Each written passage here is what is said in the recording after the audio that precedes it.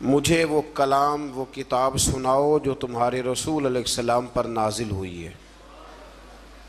تو حضرت جناب جعفر طیار رضی اللہ تعالیٰ عنہ نے کچھ آیات پڑھ کے اسے سنائیں۔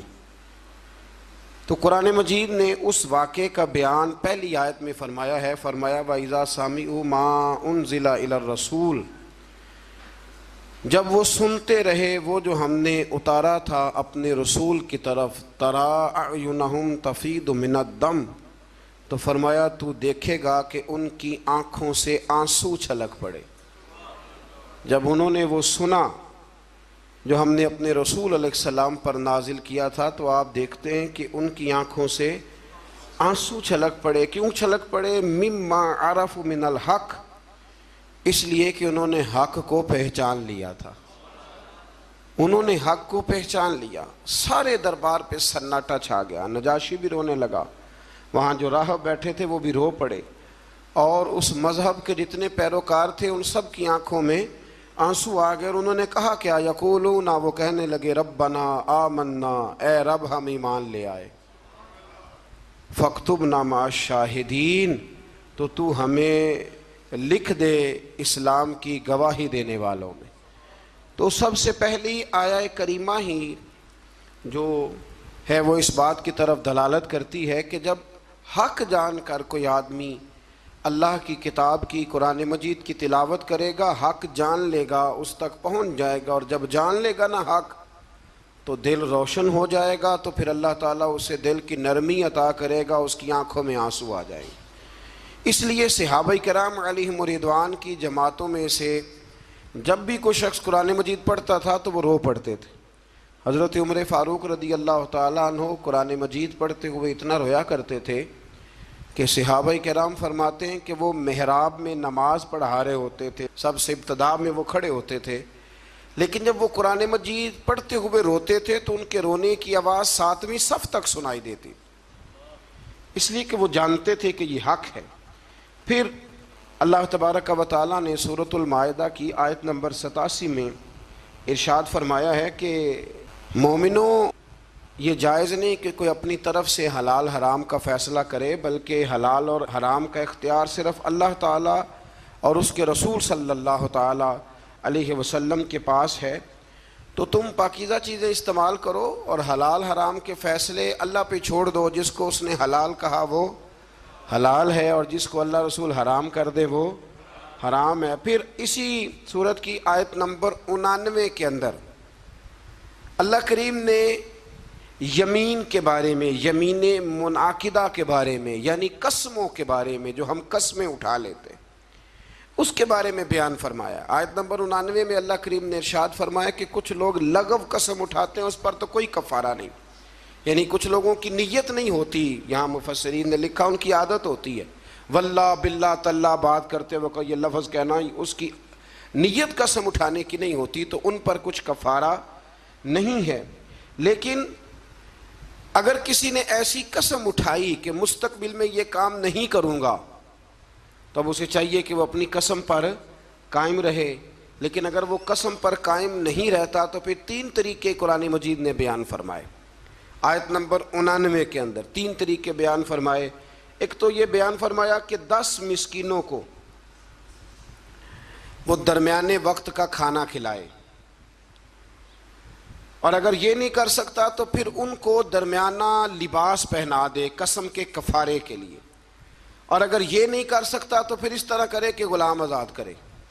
سب سے پہلی بات کیا فرمائی کہ 10 مسکینوں کو، یعنی جو قسم اٹھا بیٹھا ہے اور اب اپنی قسم پر قائم نہیں رہ سکتا، قسم توڑ رہا ہے، تو اس کے لیے حکم ہے کہ وہ 10 مسکینوں کو درمیانہ کھانا، ایک بالکل کمزور کھانا ہوتا ہے اور ایک بڑا ہی اچھا کھانا ہوتا ہے، اور ایک درمیانہ، وہ 10 مسکینوں کو کھانا کھلا دے، یا 10 مسکینوں کو کپڑے لے کے دے دے، درمیانے کپڑے ضرورت کے مطابق۔ یہ نہیں کر سکتا تو پھر وہ اس طرح کرے، غلام آزاد کرے، اور اگر یہ بھی نہیں کر سکتا تو پھر آخری بات یہ بیان فرمائی کہ وہ 3 روزے رکھے، اس کی قسم کا کفارہ ہو جائے گا۔ لیکن میرے نبی کریم صلی اللہ تعالیٰ علیہ وسلم کی احادیث سے فقہاء نے ایک مسئلہ بیان کیا ہے کہ اگر کوئی شخص ایسی قسم کھا لے کہ جو قسم ہی جائز نہیں شریعت میں. نہیں کسی نے قسم اٹھا لی کہ آج کے بعد بھائی سے نہیں ملوں گا، تب یہ تو اس نے صلہ رحمی کا رشتہ توڑنے کی قسم اٹھا لی. تو میں قسم اٹھاتا ہوں کہ آج کے بعد اپنی بہن سے نہیں ملوں گا، تو یہ قسم ہی سرے سے غلط ہے. تو اب اس کے لیے حکم ہے کہ وہ قسم توڑ دے، لیکن کفارہ بھی ادا کرے. پھر اسی سورہ مبارکہ کی آیت نمبر 90 اور 91 میں اللہ تبارک و تعالیٰ نے فرمایا کہ مومنوں، شراب، جوا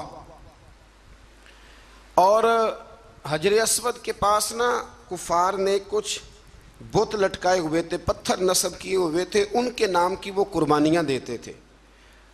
اور بعض روایات میں یوں بھی آتا ہے کہ وہ جانور ذبح کر کے تو اس کا خون ان کو ملا کرتے تھے. تو فرمایا یہ بھی تمہارے لیے جائز نہیں. اور اسی طرح تھے وہ فال نکالتے تھے تیروں کے ذریعے.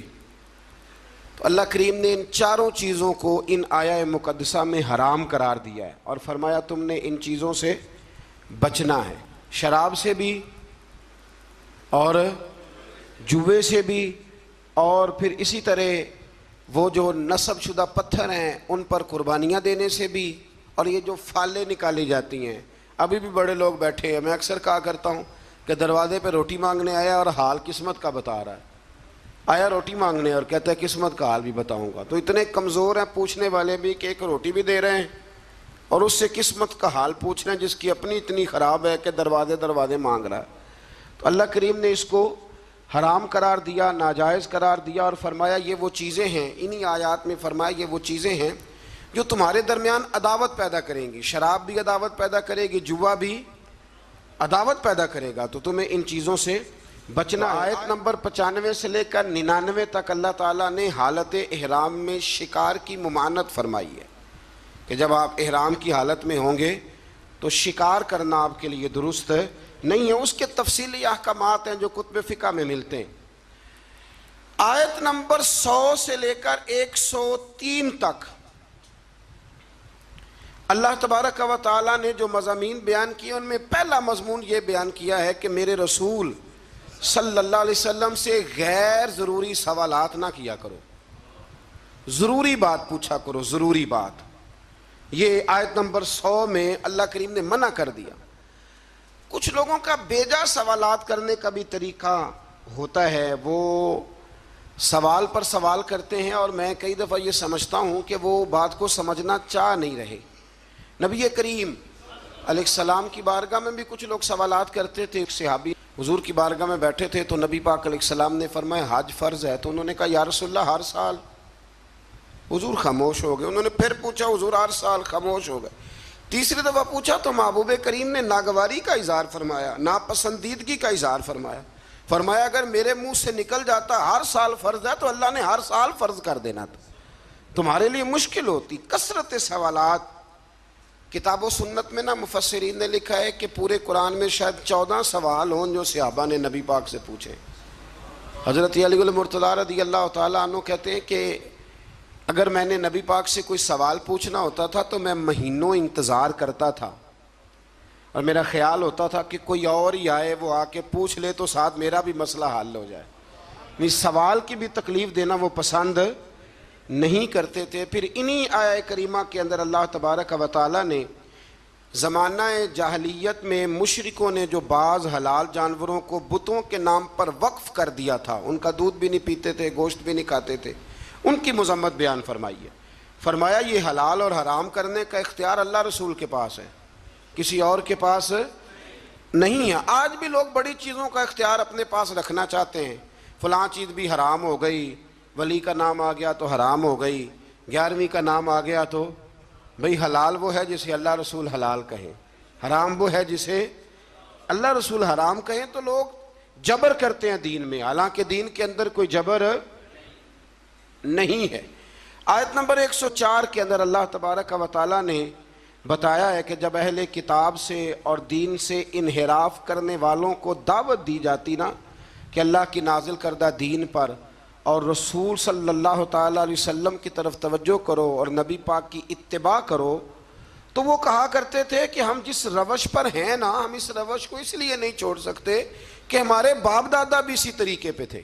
یہ سورۃ المائدہ کی آیت نمبر 104 ہے، جب ان سے کہا جاتا ہے نا کہ آؤ اسلام قبول کر لو، قرآن کو مانو، نبی پاک کی پیروی کرو، تو وہ کہنے لگے ہم اس لیے نہیں کریں گے کہ ہمارے باپ دادا بھی اسی دین پر تھے، تو ہم بھی اسی دین پر رہیں گے، جب انہوں نے دین تبدیل نہیں کیا تو ہم کیسے کریں گے؟ تو اللہ تعالیٰ نے اسے کفار کی ہٹ درمی کہا یہ ان کے رویے کی سختی ہے۔